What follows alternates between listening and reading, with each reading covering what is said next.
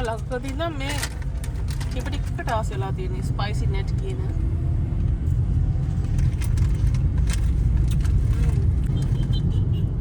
Taste සෙම්ම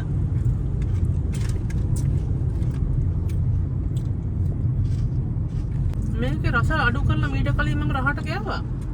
දැන් රස අඩු කරලාද මන්ද?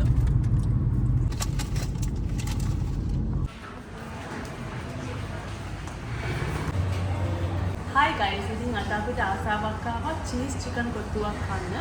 ඉතින් මම ලකකදී ඉඳන් ඇඩික්ට් වෙලා තියෙනවා ඕපන් කිචන් එකේ තියෙන චීස් කොත්තුව කන්න. ඉතින් ඒක මතක් වෙලා අපි ආවා මහපාගේ ඕපන් කිචන් අවුට් එකට. අපි ඕඩර් එක දීලා තියෙන්නේ.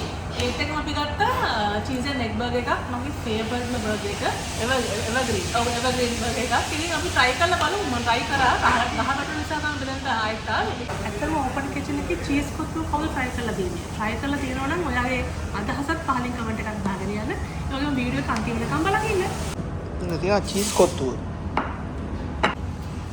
මේ තියෙන චීස් කොත්තුව හැබැයි අපි වෙනදට කන්නේ තක්කලි දාලා නෙමෙයි. අද වෙනසකට මම හිතන්නේ තක්කලි දාලා. නිකන් සෙට් නේ වගේ ෆීලින් එකක් තියෙන්නේ.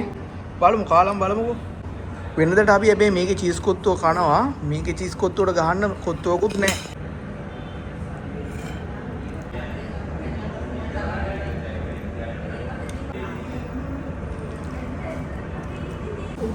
උඩ තක්කාලි එහෙම දාගෙන නිසා මම ඒ ටික අයින් කරා. මට පේන ටික තක්කාලි ටික ඒ ටේස්ට් එකම තමයි අතරම රසයි. වෑරා ලෙවල් මට නම් මේ කොට්ටු try කරලා කට්ටිය ඔයාගේ කොහොමද එක්ස්පීරියන්ස් එක කියලා අනිවාර්යයෙන් මතක් කරලා පහලින් කමෙන්ට් එකක් දාන්න.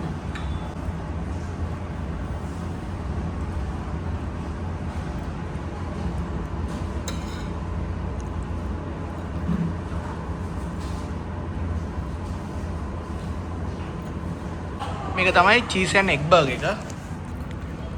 මේ කීයද වෙන්නේ? මේක 500යි. 500යි වෙන්නේ චීස් ඇන් එග් බර්ගර් එක. මේකම හරි ආසයි සෝෆ්ට් එක කඩපුර දාලා කන්න. ඒක ටේස්ට් සට්ට පඩියයි ඉருக்கு.